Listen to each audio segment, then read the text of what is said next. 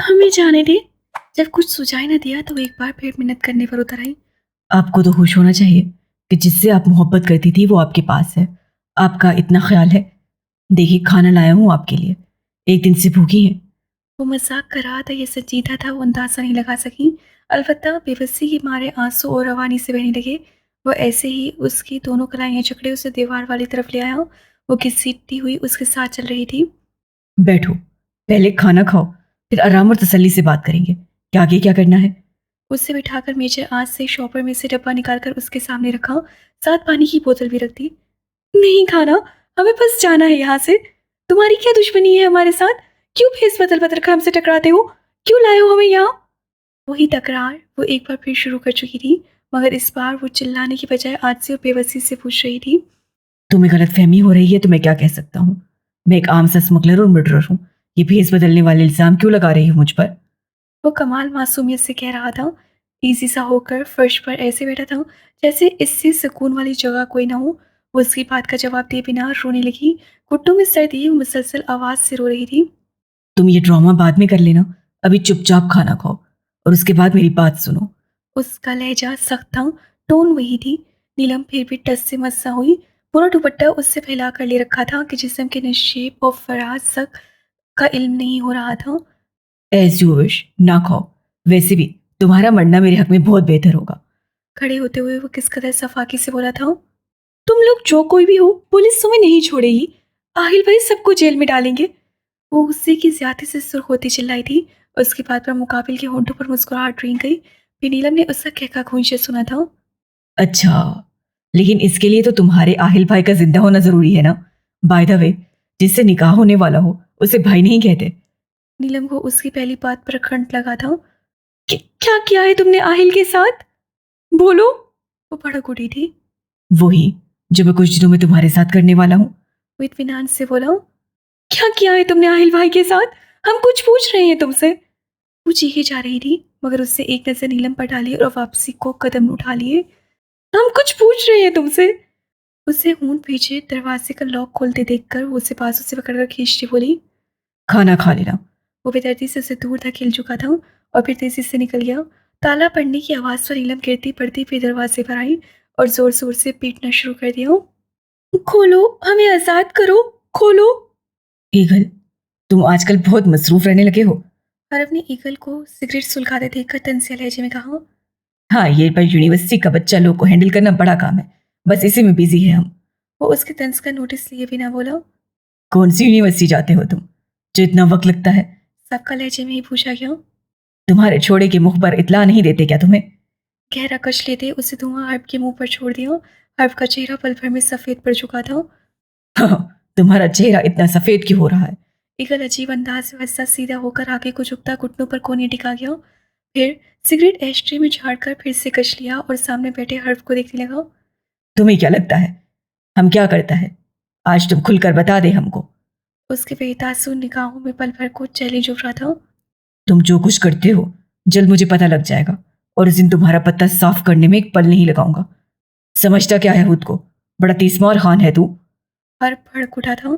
उससे पहले दिन से ईगल की काबिलियत से चिढ़ थी, जो सेकंड बदलते काम मुकम्मल कर लेता था। आने वाला हर कस्टमर भी उससे ही तलब करता, हर डील उसके साथ होती, यहाँ तक कि एम आसरी हर डिलीवरी आसानी उसके हवाले करके पुरसुकून हो जाता। बड़ी आग लग रही है तुमको। पिशावर वाला पार्टी भी तुम्हारी वजह सर ने हमारे हवाले कर दिया। ईगल का अंदाज हाथ चिढ़ाने वाला था। हर्फ का कंट्रोल खोने लगा था। चेहरा जिल्लत के मारे सुर्ख हुए जा रहा था। उसका मजाक उड़ाता अंदाज हर्फ को आग ही लगा चुका था। वो आगे बढ़ा और सीधे हाथ का एक मुक्का बनाकर पूरी कुव्वत से ईगल की नाक पर मारा था। खून की बारीक सी लगी नाक से बह निकली थी। ईगल का चेहरा भी मुड़ चुका था। गीलेपन का एहसास करते उससे हाथ की पुश से अंदाजा लगाया था। खून को उंगली पर देखकर ईगल की आंखों में भी खून रंग हो चुकी थी। वो झटके से उठा और हाथ घुमाकर पंच हर्ब की दाईं गाल पर रसीद किया था। इतने भारी हाथ पर वो चंद कदम लड़खड़ाता पीछे हुआ था। फिर अचानक वो भी अपनी जलालत का बदला लेने को ईगल पर टूट पड़ा। ईगल ने भी अपने दफा में भरपूर हाथ पैर चलाते उसे जख्मी कर डाला था। जमीन पर चिट लिटाए वो उससे अंधाधुंध मार रहा था। फिर एक और मुक्का भरपूर नफरत से मारते वो अपनी कोहनी से नाक से बहता खून साफ करता। नफरत से उसे देखता खड़ा हुआ और झटके से दरवाज़ा खोलता लंबे लंबे टक भरता निकल गया। उस 2-3 गालियाँ के पीछे जाओ, मार मार कर हड्डियां तोड़ दो। और बामुश्किल तमाम अपनी बात मुकम्मल कर पाया था। जिस समय दर्द से टीसें उठ रही थी, वो कराहते हुए बहुत तकलीफ से उठा था। तुमने अब खुल्लम खुल्ला दुश्मनी मोल ली है ईगल। अब इतनी आसानी से मैं तुम्हें नहीं बख्शूंगा। वो तेज़ी से निकल तो आया मगर जल्दी में चादर नहीं लाया था, जिसकी मदद से वो अक्सर अपने पीछे छोड़े के मुखबरू से बच निकलता था। कुछ नाक से खून भी बहुत बहने लगा और अपने उसकी नाक पर निशाने लिए थे। तभी उसे अपना सर घूमता महसूस हो रहा था। ये तो अंदाज़ा लगा चुका था कि हर भी मुकम्मल ट्रेंड बनता था। वो उस पसमानदा से इलाके में आ चुका था, जहाँ उसने नीलम को कैद कर रखा था। वो तेज़ी से अपनी पैंट की अंदरूनी पॉकेट से चाबी तलाश कर रहा था, फिर इधर-उधर नज़र दौड़ाई। जब तसल्ली हो गई तो कचरे से भरी उस संग सी गली से दीवार के साथ लगता गुजरने लगा। उसका हर अंदाज़ चौकस था। दरवाज़े के पास पहुँचने पर वो दरवाज़े की जानिब पुश करके खड़ा हो गया और फिर बाजू पीछे की जानिब ले जाते अंदाज़े से ताला खोलने लगा। नज़रें गली के चारों तरफ का जायज़ा ले रही थीं। ताला खुलने पर वो तेज़ी से मुड़ने लगा था, जब किसी ने ऊपर से धाप कर छलांग लगाते उसको पीछे की तरफ से दबोच लिया था। ईगल ने उसके हसार से निकलते ही उसे बाजू से दबोच कर कचरे में पटक दिया। खटकी की आवाज़ पर वो चौंक कर सीधी हुई थी। उसे लगा दरवाज़ा किसी ने खोला है। फिर बाहर छलांग मारने और उसी तरह के लड़ने झगड़ने की आवाज़ आने लगी। वो दरवाजे के पीछे खिसक गई। हल्के से झांक कर देखा तो कुछ समझ न आया। स्याह वर्दियों में मलबूस आदमी आपस में गुत्थम-गुत्था हुए पड़े थे। फिर उसकी नज़र कत्थई रंग के कुर्ते में मलबूस ईगल पर पड़ी। कातिल हो तुम हजारों लोगों की, और आगे से अकड़ रही हो। नीलम को उसकी आवाज़ अपने कान में सूर फूंकती महसूस हुई। वो चुपके से निकली, दीवार की ओट में हुई। 3-4 फुट के फासले पर गली का दूसरा सिरा था। ईगल एक आदमी को मार-मार कर अधमौआ कर चुका था। बाकी 2 उससे मुकाबला कर रहे थे। जब ईगल की नज़र उस पर पड़ी, नीलम। वो दहाड़ा। आदमी का किरपान छोड़कर उसकी जानिब भागने लगा। जब एक और आदमी ने उसे दबोच लिया, ईगल ने बाजू मोड़कर कोनी उसकी नाक पर पूरी कुव्वत से मारी थी। नीलम मुंह पर हाथ रखते रोती कपकपाती टांगों से भागने की कोशिश करने लगी। वो दाएं गली मुड़ चुकी थी। उसे लग रहा था ईगल भी उसके पीछे आ जाएगा। उसने देखा वहां स्याह रंग की टोयोटा हिलेक्स खड़ी थी, जिसके पीछे गार्ड्स के लिए 2 कुर्सियां लगी थी। उसे कुछ समझ न आया तो उसी जानिब बढ़ गई। ईगल उन गार्ड से निपट कर भागा। अब गली मुड़ने पर वो शशुपंच में पड़ गया। दाएं के बाएं जानिब बिलाखिर वो बाएं जानिब मुड़ गया। ईगल को भागता देख वो सब भी भाग निकले। अपने नीम जान साथी को वहीं छोड़ दिया और वो दोनों तेजी से निकल गए। 2 छोटी छोटी कुर्सियां उसका वजूद छुपाने में नाकाम महसूस हो रही थीं। ईगल अभी तक नहीं आया था।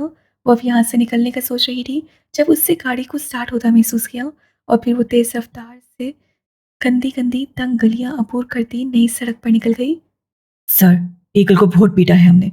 वहां एक लड़की भी थी, शायद उसने उसे कैद किया हुआ था। हमारे झगड़े में वो लड़की की भी भाग गई। ड्राइविंग सीट के साथ वाली सीट पर बैठे स्याह वर्दी में मलबूस आदमी ने हर्ब को इत्तला दी। उफ, तुम लोगों को उस लड़की को पकड़ना चाहिए था। वो झुंझलाते हुए बोला। अच्छा, तुम लोग एमास प्लाजा जाओ। सर महनाज अभी निकलने को होंगे। फौरन पहुंचो और बताओ उन्हें कि तुम लोगों ने ईगल के कब्जे में किसी लड़की को देखा है। उससे हुक्म दिया। Okay sir. वो ताबदारी से बोला और दूसरी जानिब से राब्ता मुनक़ता कर दिया गया था। या अल्लाह, हमारी मदद कर। अब ये गाड़ी कहाँ जा रही है? वो बेबसी से अपने रब से फरियाद करना थी। परेशानी और आने वाले वक्त का खौफ उसके चेहरे पर साफ आया था। वो बाईं गली में तलाश करने के बाद बदहवासी के आलम में दाईं गली की तरफ मुड़ा था। जब उसे टोयोटा हिलिक्स धुआं उड़ाती दूर जाती दिखी, उसे पहचानने में एक पल लगा था कि वो गाड़ी किसकी है और कहाँ जा रही है। नीलम कहाँ गई? इस सोच के आते ही वो फिर से वापस उसी गली में आ गया, जहाँ एक आदमी अब भी नीम मुर्दा हालत में पड़ा था। ईगल ने कमरे के उस मकान का पोसीदा दरवाज़ा खोला। अंदर झांका, वहाँ कोई भी नहीं था।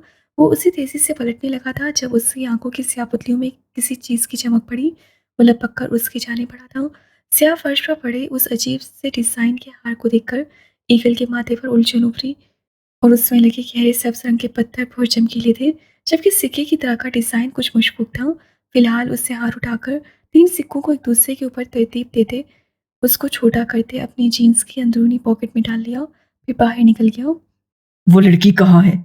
वो उस ज़ख्मी-ज़ख्मी शख्स का गिरबान पकड़कर खड़ा करते गज़बनाक लहजे में पूछ रहा था, मगर मुकाबिल में इतनी सी भी जान न थी कि अपने बलबूते पर खड़ा हो सकता। एक जानिब कोई लुढ़का हुआ था। ईगल ने झटके से उसे छोटे ज़मीन पर पटक दिया और खुद वहाँ से चल दिया। 15 मिनट का रास्ता तय कर लेने के बाद वो एक टैक्सी रोक चुका था। उस टैक्सी का रुख एमास प्लाजा की जानिब था। हबीब, मैं सोच रहा हूँ इस कॉन्ट्रैक्ट के साइन होते ही जगह वाले कैंप की डील अफगान लड़के से कंफर्म कर देते हैं।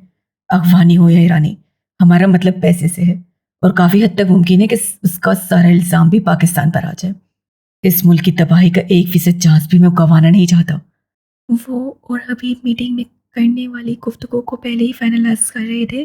चलते चलते बात करना एमाज की मखसूस आदतों में से एक था। गार्ड्स उनके दाएं बाएं चल रहे थे। बड़े से पार्किंग एरिया में आकर मेहनाज और हबीब खड़े हो गए। गार्ड्स उनके हमरा जाने को पहले से ही तैयार थे। उसकी प्राडो भी आकर बिल्कुल सामने रुक गई।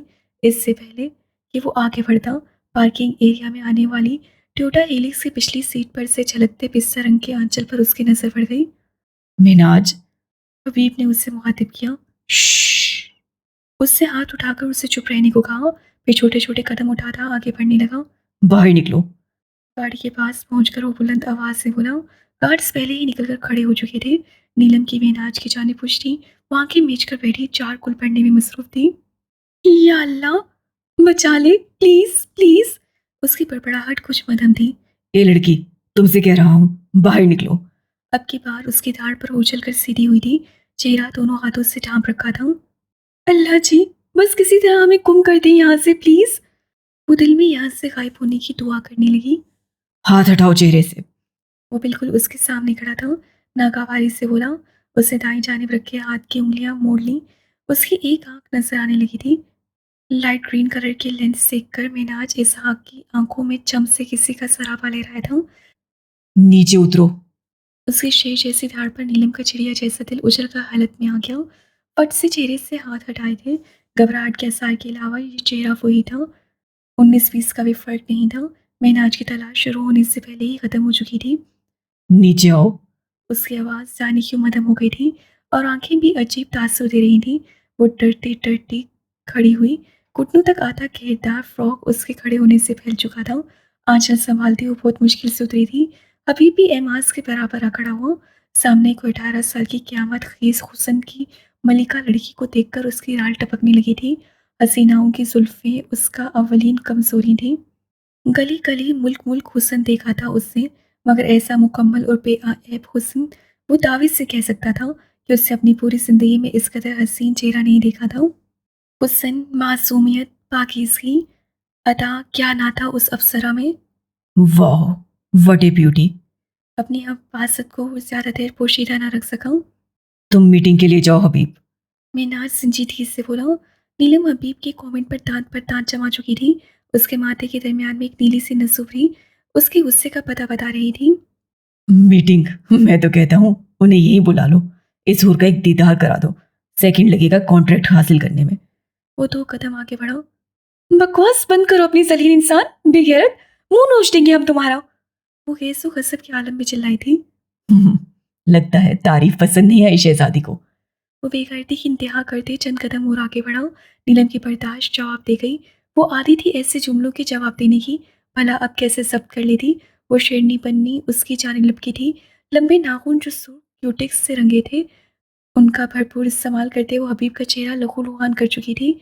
उसे कहाँ उम्मीद थी इस जान भान सी लड़की से इस बहादुरी की। इससे पहले कि वो कोई रद्द-ए-अमल ज़ाहिर करता, सुनखड़ा मिनाज आगे बढ़ा और नीलम की कलाई सख्ती से अपनी गिरफ्त में लेते अंदर की जानिब चल पड़ा।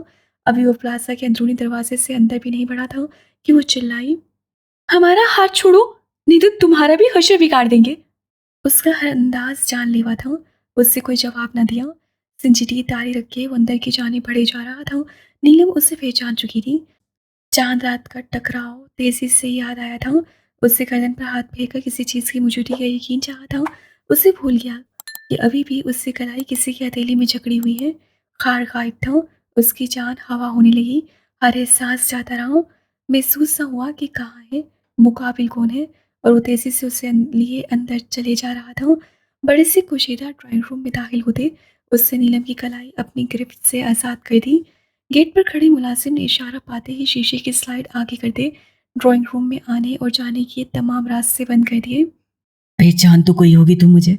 अब जल्दी से मेरी अमानत वापस करो और निकलो यहाँ से। वो संजीदा लहजे में बोलता उसके आगे अपनी चौड़ी हथेली पिला चुका था। नीलम ने पल भर को नजर उठाकर उस वजीर शख्सियत के हामिल शख्स को देखा। नीलम, अब क्या होगा? वो दिल ही दिल में खुद से मुखातिब थी। आसपास नजर दौड़ाई। क्या शानदार रूम था। कीमती सोफे और आराइश का हर सामान मौजूद था। खूबसूरत सा डेकोरेटेड कर रखा था। गालिबन हम यहाँ पहली बार आए हैं। वो ड्राइंग रूम पर तायराना निगाह डालने के बाद पुरइत्माद अंदाज से बोली। सही कहा तुमने, मगर मुझसे तुम चांद रात को मिल चुकी हो। गालिबन 2 रोज कबल की बात है। वो उससे भी ज्यादा पुरइत्माद अंदाज में कह रहा था। सॉरी मिस्टर, ना मैं आपको पहचानती हूँ, ना मैंने चांद रात को किसी को मुलाकात का शर्त बख्शा था। वो तुनक कर बोली। उफ, इतना बड़ा झूठ। या अल्लाह माफ करना, बस इस मुसीबत से निकाल दे हमें। दिल की कैफियत बाहर से अलग थी। झूठ मत बोलो, तुम्हारी कार टकराई थी मेरी कार से। तुमने बहस भी खूब की थी। मैंने पैसे तुम्हारे मुंह पर मारे थे। अब तो याद आ गया होगा। वो चबा चबा कर बोला। जाने क्यों उससे सख्ती बरतने को दिल मान नहीं रहा था। अजीब बददिमाग आदमी हो तुम। रेत के जरे जितनी भी आशनाई की रोमक महसूस नहीं हुई हमें तुमसे, और तुम हो कि मुलाकातें याद करवाने से फुर्सत नहीं। अरे भाई, नहीं मिले हम आज से पहले तुमसे, ना ही ये शक्ल देखने का इत्तेफाक आज से पहले कभी हुआ है। अंदर से वो जितनी मर्जी खौफजदा थी, मगर इस वक्त कमजोर पड़ना, अपने पैर पर कुल्हाड़ी मारने के मुतरादिफ था। वो धड़ल्ले से मुकर गई थी। Shut up. मेरी नजरें धोखा नहीं खा सकती, ना ही दिमाग गलत साइन दे सकता है। अब शराफत से बताओ, तुम किसके कहने पर आई हो यहाँ? कोट को दोनों हाथों से पीछे करता, पॉकेट्स में हाथ डालता, वो 2 कदम आगे बढ़ा था। आगे सुकेड़ कर सामने खड़े हुसन और आनाई के भरपूर पैकर को देखा था। आई नहीं हूँ मिस्टर, लेकर आई गई हूँ। वो तब कर बोली। मतलब क्या है तुम्हारा? उलझा था। तुम्हारी कार से गाड़ी चलाने की इतनी जल्दी थी कि हमें उतरने ही नहीं दिया और ले आई इस जहन्नुम नुमा जगह पर। वो कुलिस कर बोली। तुम गाड़ी में क्या कर रही थी? वो दबे दबे गुस्से में गुर्राया। तुम्हें इससे मतलब? नीलम ने नाक से मक्खी उड़ाई। पागल समझ रखा है मुझे, बातों में उलझा रही हो। हार दो मेरा। यकदम वो गुस्से से फनकार था, आगे बढ़ा। कौन सा हार? पल भर में इत्माद का तोता हवा में बुलंद हुआ था। उसकी सीटी गुम हो गई। वही जो उस रात तुमने जमीन पर पड़ा देखकर अपनी मलकियत समझ लिया था। तंज कर दे वो और आगे बढ़ा। हमने? खौफ की बाइस एक गिल्टी सी उसकी सराईदार गर्दन में उभरती मधूम हो गई। जी। वो गजबनाक लहजे में तस्दीक करता बोला। हमारे पास नहीं है तुम्हारा हार। घबराहट की बाइस उसकी जुबान लड़खड़ाने लगी। तो तुम ऐसे नहीं बताओगी? वो उसकी जानिब खतरनाक तेवर लिए बढ़ा। जब हमारे पास है ही नहीं तो? उसकी बात अभी दरमियान में ही थी जब वो बिजली की सरत से उस तक पहुंचा और बाजू से खींचता ड्राइंग रूम से बाहर निकलने लगा। मुलाजिम ने फौरन शीशे की स्लाइड खोल दे रास्ता दिया था। उसी तरह उसे घसीटते वो लिफ्ट तक लाया था। हमें छोड़ो, हमारे पास नहीं है तुम्हारा हार। हम सच कह रहे हैं, हमें जाने दो। हमारा यकीन करो, हमारे पास नहीं है। हम क्यों उठाएंगे वो हार? हमें कुछ नहीं पता उस बारे में। लिफ्ट के ऊपर तक पहुंचने में जितना वक्त लगा, वो मिन्नतें करते उसे यकीन दिलाती रोई जा रही थी। पल पल रंग बदलती वो लड़की उसे हैरान करने पर तुली थी। पूरे 11 साल बाद सिनफे नाजुक से उसका पाला पड़ा था। तुम बहरे हो क्या? तुम्हें हमारी बात सुनाई नहीं दे रही? जब वो मिन्नत समाजत से भी ना माना तो वो उसे गिरफ्त से अपने बाजू को आजाद करवाती चिल्लाई। लिफ्ट से निकलकर वो उसे लिए राहदारी से गुजर रहा था। नीलम को हालात का अंदाजा हुआ था। उसे सचमुच खौफ आने लगा था। सुनसान राहदारी, उसे थूक निकला। फिर किसी सोच के आतिक राहत तासुरात चेहरे पे जमाए तेज तेज चलते एमाज को देखा और पूरी कुव्वत से अपने लंबे नाखून उसके हाथ की पुश में काटकर पूरी जान से खींचे थे। जिल्द कुछ उखड़ सी गई थी। लाल लाल रंग के कतरे सफेद रंगत पर उभरते साफ नजर आए थे। जलन के मारे एमाज की जान फना होने लगी। ऐसे लगा जैसे इन नाखूनों में जहर भरा हो। काफी सालों बाद उसे किसी ने जख्म दिया था, चोट लगाई थी। दर्द का उठना फितरी था, मगर बर्दाश्त का इस्तेमाल उसके मामले में वो जरूरत से ज्यादा कर किया था। राहदारी के खत्म होते ही मुड़ने पर जो पहला कमरा आया था, उस पर लकड़ी का मजबूत और भारी दरवाजा लगा था, जिसे एक जोरदार ठोकर से खोलने के बाद उससे नीलम को तैश के आलम में पूरी कुव्वत से फर्श पर धक्का दिया था। वो संभलने से पहले ही जमीन बोझ हो चुकी थी। माथे और होंठों के किनारे पर जख्म आए थे। वो दर्द से चीख उठी थी। कभी किसी ने फूल की पत्ती भी न मारी थी, और अब जैसे वो ठोकरों की जद में आ गई हो, उससे हथेली पर जोर डालते सर उठाया था। जानती नहीं हो तुम मुझे, तभी इतने धड़ल्ले से झूठ बोल रही हो, धोखा देने की कोशिश कर रही हो। चंद घंटे मेरी मेहमान नवाजी में रहोगी तो सब उगल दोगी। अभी तो सिर्फ हार का बताने पर राजी नहीं हो, कुछ वक्त गुजरते ही अपने तमाम साथियों के नाम पते भी बताओगी। वो उसको तेज निगाहों से घूरता बुलंद आवाज से बोला था, हमें यहाँ किसी ने नहीं भेजा। वो रोते हुए बोली, अगर ऐसा ही है तब भी मैं अपना नुकसान पूरा किए बिना तुम्हें नहीं छोड़ूंगा। वो सर लहजे में कहता दरवाजे के पास पड़े एक दराज से ताला चाबी निकालता बाहर बढ़ गया। नीलम उसका इरादा जानकर जब तक दरवाजे के पास पहुंची वो लॉक लगाता निकल गया था। हम सच कह रहे हैं, हमारे पास नहीं है आपका हार। आप हमसे पैसे ले लें, हमें जाने दें। वो दरवाजा पीटते पीटते बेहोश हो चुकी थी। वक्त की सितम सरफी तो देखिए, न हुस्न से पिघले है, न अदा देखे है। दादू प्लीज थोड़ा सा खा लें, आपको दवा भी लेनी है। साइका नम लहजे में बोलती उन्हें खाने पर उकसा रही थी। कितने हराम और कमीने हैं ये, मेरी बच्ची को अब तक तलाश नहीं कर पाए। उनकी अपनी अगवा हो तो पता चले। दादू बद्दुआएं देती आंखें रगड़ने लगी। मोहल्ले वाले भी अजीब बातें बना रहे हैं। दादू की फिक्रें दराज सी। मोहल्ले वालों को तो आप रहने दें, उनका तो काम है बातें बनाना, बात से अफसाना बनाना और फिर उसकी तहशीर करना। इब्रार साहब जाने कब कमरे में दाखिल हुए थे। माँ को तसल्ली देते बोले, अम्मा, पुलिस तलाश कर रही है, आप दुआ करें वो जहां भी हो महफूज हो। यकीनन सब अच्छा होगा। उनका हौसला देखने से ताल्लुक रखता था। हमारा मुआशरा ऐसी लड़कियों को जीने नहीं देता इब्रार।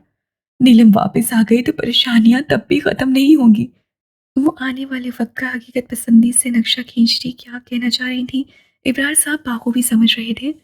उनको मुआशरा इसलिए नहीं जीने देता कि उनके बाप भाई इस घटिया मुआशरे का साथ देते हैं, मगर मैं एक बाशऊर शख्स हूँ और एक पुरितमाद बाप। मेरी बेटी अगर किसी हादसे का शिकार हो भी गई तब भी मैं उसकी ढाल बना रहूंगा, एक आंच नहीं आने दूंगा अपनी गुड़िया पर। उनका लहजा मसूद और आंखें नम थी। बाबा वो तो बहुत बुज़दिल है। वो तो लाल बेग से डरती है, अंधेरे से खौफज़दा होती है, बादलों की किड़किड़ाहट उसका दिल सहमा देती है। कहाँ होगी वो? किस हाल में होगी मेरी गुड़िया?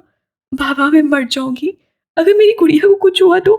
बाबा, बाबा उसे वापस ले आए। बाबा वो बहुत डरपोक है। मेरा दिल कहता है वो किसी मुश्किल में है। बाबा।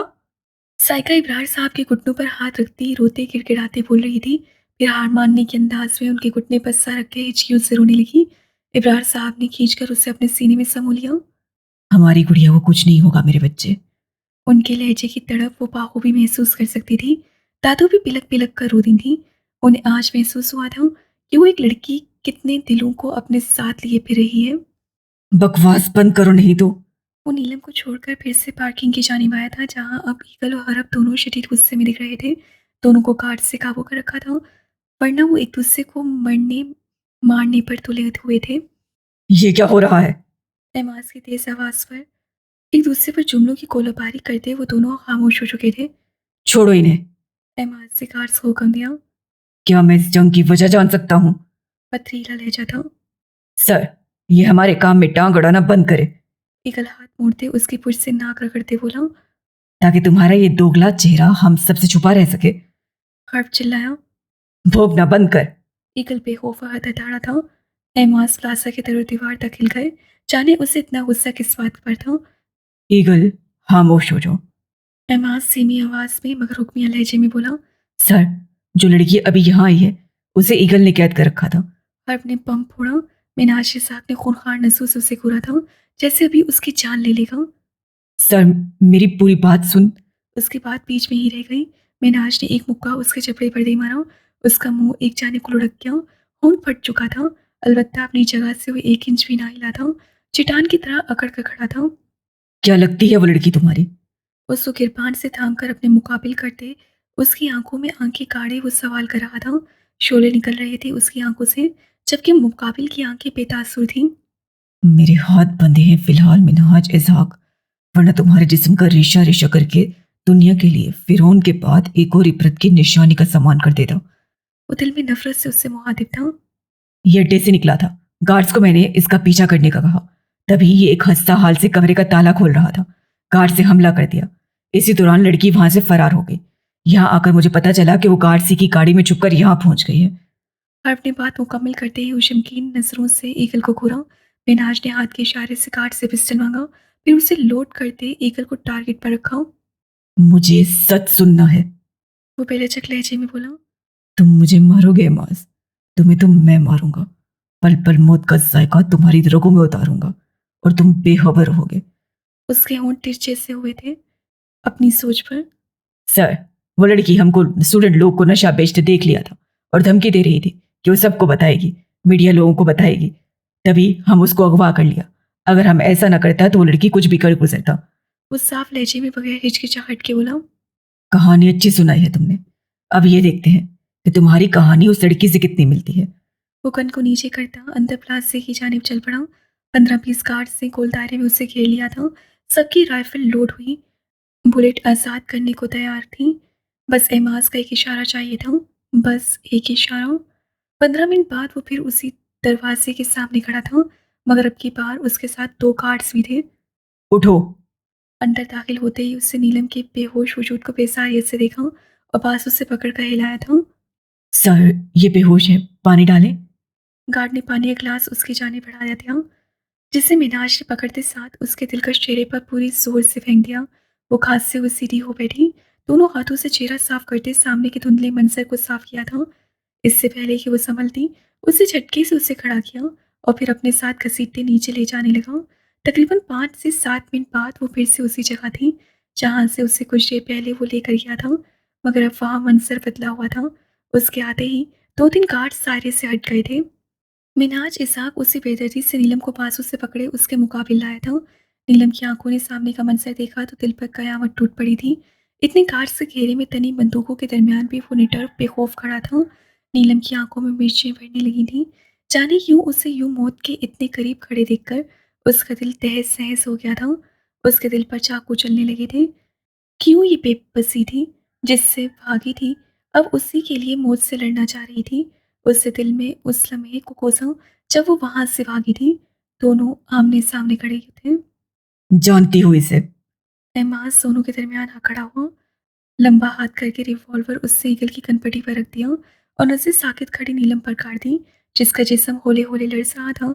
आंचल एक शाने पर लटका था, जुल्फें बिखरी पड़ी थीं, पपोटे भारी हो रहे थे, मुठियां भींच रखी थीं, उदास गुलाबी होंठों का किनारा जख्मी था। ये वो लड़की नहीं है, हम इसको अगवा नहीं किया। ईगल ने हाथ हिलाते चिल्लाए अंदाज से कहा। एमाज से हुस्न की नजरों से उसे घूरा। जवाबन वो खामोश खड़ा हो गया। तुमसे पूछ रहा हूँ लड़की। बेकारत भरे लहजे पर वो टटकी। मतलब ये तय हुआ कि उसे मुझसे कोई सरोकार नहीं।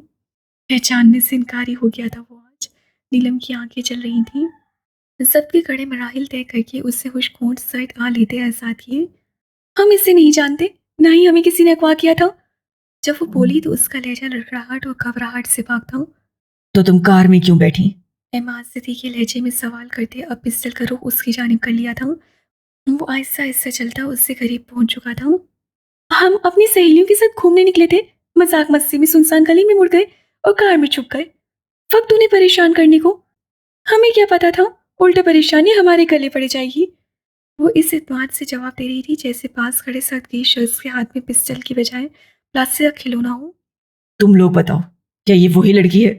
एमाज से गार्ड से दरियाफ्त किया। सर, उस वक्त हाथापाई में हमने बस लड़की को मुड़ते देखा था, शक्ल नहीं देख सके। एक गार्ड सर झुकाए बोला। मगर सर, लड़के का लिबास इसी रंग का था। दूसरे गार्ड ने मदाखलत की। हर्फ के चेहरे पर शैतानी मुस्कुराहट ने डेरा डाला था। एहमास झटके से पलटा और पिस्टल की नोजल नीलम की गर्दन पर जोर से दबाई, जैसे खाल में सुराख कर देना चाहता हूँ। नीलम की गर्दन में गिल्टी सी उभरी थी, चेहरा कुछ ऊंचा हो गया था। क्या गेम खेल रही हो मेरे साथ? सख्त लहजा मगर सर्द था। ईगल ने दांत पर दांत जमा रखे थे। हम वो नहीं है। आपको कोई।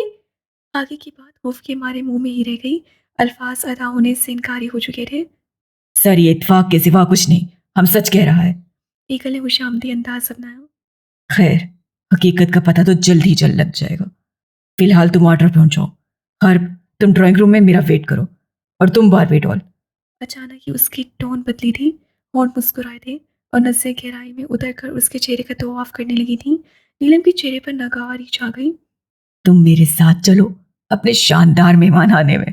अजीब सी हंसी थी उसकी।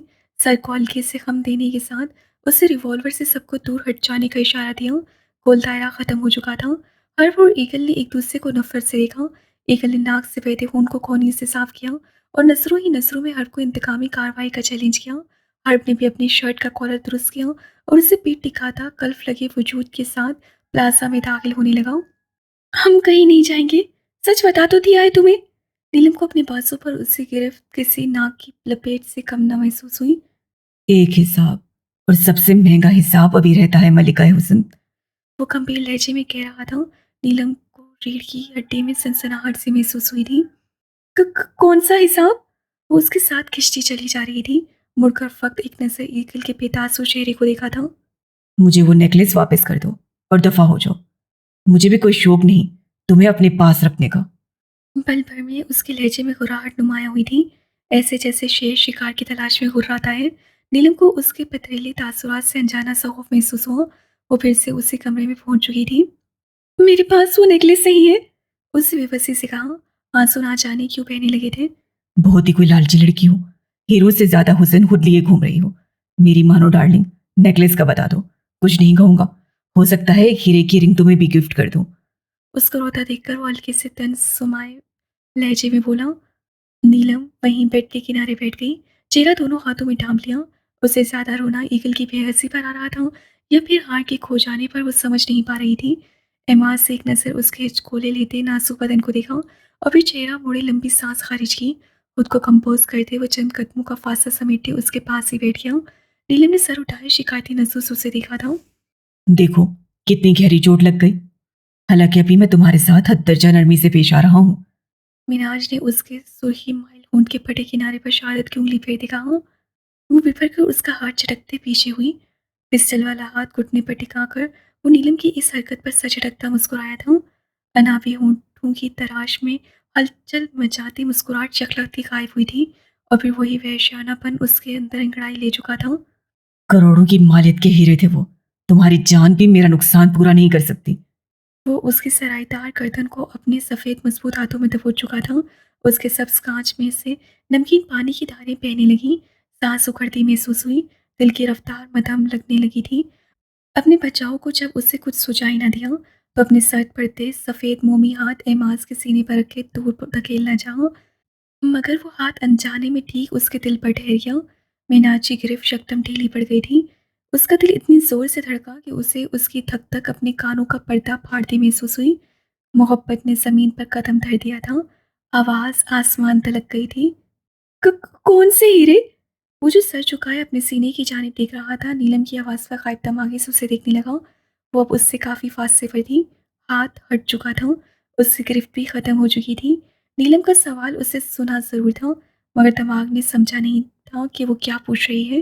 नीलम को उसकी नज़रों से अब उलझन हो रही थी। मेहनाज आगे बढ़ा, उसका नर्म मुलायम हाथ पकड़ लिया। नीलम की आंखें खौफ से फटने के करीब थीं। सांस हलक में ही दम तोड़ गई और उसकी अगली हरकत ने उसके पैरों तले से ज़मीन खींच ली। वो उसकी सफ़ेद मरहूती उंगलियों वाला हाथ अपने चौड़े सीने की बाईं तरफ रख चुका था। उसके हाथ पर अपना हाथ धरे वो जैसे किसी और ही जहान में पहुंच चुका था। फिर आंखें बंद करके अपनी धड़कन सुनने लगा। कानों के पर्दे फाड़ती आवाज़। उसे लगा जैसे वो फिर जी उठा है, जिससे में मौजूद जामिद खून में हलचल हुई थी। लगता था जैसे सदियों बाद रगों में आग की बजाय ठंडक उतरी है। एहसासात यूं थे कि कोई तमाम बदन में चुभी सुइयां निकाल दी गई हों। आग के दरिया से समंदर की गहराई में उतर गया हो। मेरी जिंदगी के मालिक मेरे दिल पर हाथ रख, तेरे आने की खुशी में कहीं मेरा दम न निकल जाए। वो जो उसके इस अमल पर हैरत के समंदर में गोता सन थी, फौरन उभर आई। छोड़ो हमारा हाथ बदतमीज इंसान, उससे गुस्से से सूख होते हकारत से कहा, साथ ही अपना हाथ खींच लिया। इस खतरनाक आवारियत थी उसके चेहरे पर कि अगर एहमास होश में होता तो अपनी तस्लील पर उसे जमीन में काट चुका होता, मगर उसके बरक्स वो पिस्टल वाले हाथ को ही माथे तक ले जाकर पसीना साफ करने लगा। वो नीलम की जानिब नहीं देख रहा था। फिर फौरन उठकर लंबे लंबे टक पर्दा कमरे से निकल गया। हाँ, बाहर खड़े गार्ड्स को इशारा करना ना भूला था, जिसके मिलते ही वो दरवाज़ा लॉक कर चुके थे। किसी मासूम लम्हे में किसी मानूस चेहरे से मोहब्बत की नहीं जाती, मोहब्बत हो जाती है।